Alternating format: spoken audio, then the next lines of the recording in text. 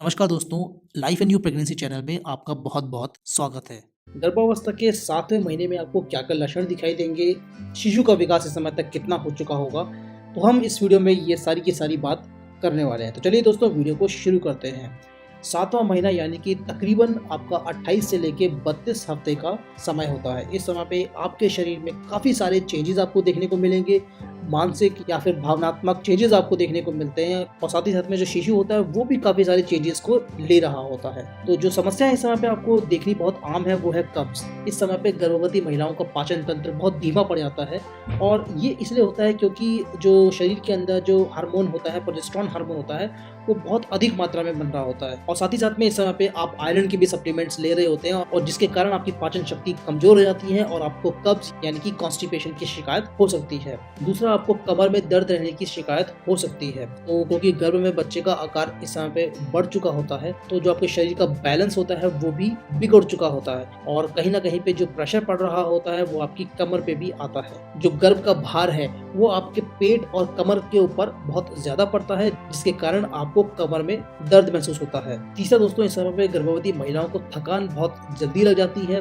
वो थोड़ा सा भी काम करती हैं तो उनको बहुत ज़्यादा थकावट होती है और ये भी इसलिए होता है क्योंकि इस समय पे जो वजन बच्चे का बढ़ चुका होता है उतनी भार के साथ आपको चलना पड़ता है जिसकी आदत आपको बिल्कुल भी नहीं होती है। और इसका अन्य कारण ये भी होता है क्योंकि आपकी नींद जो है वो भी काफ़ी डिस्टर्ब रहती है, आप सो नहीं पाती हैं क्योंकि आपके शरीर में आपको बहुत दर्द महसूस होता रहता है, कभी पेट में, कभी जांघों में, कभी नीज में।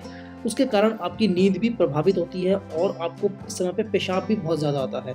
तो ये सारा जो मिला जुला असर है आपकी नींद को भी डिस्टर्ब करता है और इसीलिए नींद सही ना होने के कारण दिन भर आपको थकान महसूस होती है। अगली चीज जो आपको देखने को मिलती है वो है पेट में आपको अकड़न महसूस होती है और ये इसलिए होता है क्योंकि इस समय जो बच्चा होता है वो कभी कभी अपने पैर और हाथ को फैला लेता है और बच्चा थोड़ा सा विशाल इस समय पे हो चुका होता है। तो जब अपने हाथ और पैर बच्चा फैलाता है तो आपका पेट एकदम टाइट महसूस आपको होता है और फिर जब बच्चा अपने हाथ और पैरों को सिकोड़ लेगा तो फिर ये अकड़न कम हो जाती है। तो कभी आपका पेट एकदम टाइट महसूस होगा, कभी आपका पेट आपको नॉर्मल लगेगा और जब टाइट होता है तो उस समय पे आपको थोड़ा बहुत पेन भी हो सकता है। तो ये काफ़ी कॉमन चीज़ है, इससे आप बिल्कुल भी ना घबराएं। साथ ही साथ में यहाँ पे आपको संकुचन भी महसूस होता है, लेकिन इस तरह के संकुचन को बोलते हैं ब्रैक्सटन हिक्स कॉन्ट्रैक्शन। ये कहीं ना कहीं पे लेबर पेन के जैसा ही दर्द आपको महसूस होता है निचले हिस्से में, लेकिन ये लेबर पेन नहीं होता है क्योंकि इसकी जो इंटेंसिटी होती है या फिर इसकी जो तीव्रता कह लीजिए, ये उतनी नहीं होती है जितनी कि एक लेबर पेन की होती है।